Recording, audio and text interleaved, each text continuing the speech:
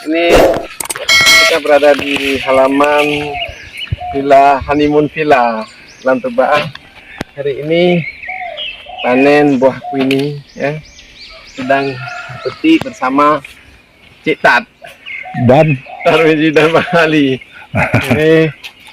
Ini lagi mencoba untuk manjat untuk memetik buah kuini. ini kue ini jenis apa nih bang? Ini madu. Oh madu ya. Kuini tanpa serat, no serat. Mang luar biasa manisnya ya. Ini coba kembali dan kembali ya. Iya ya.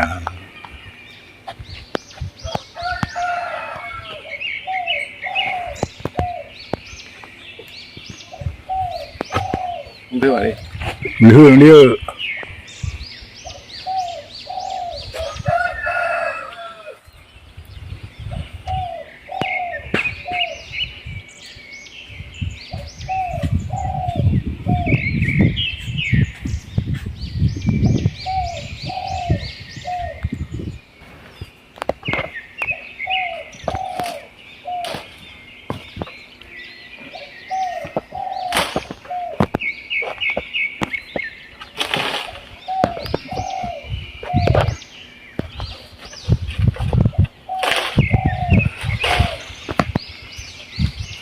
Dia jaga wah.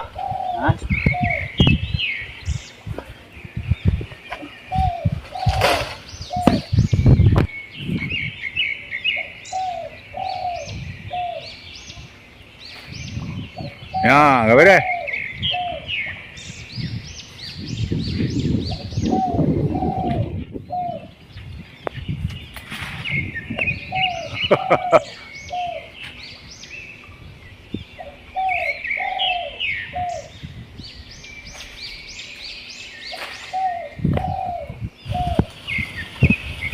Ah.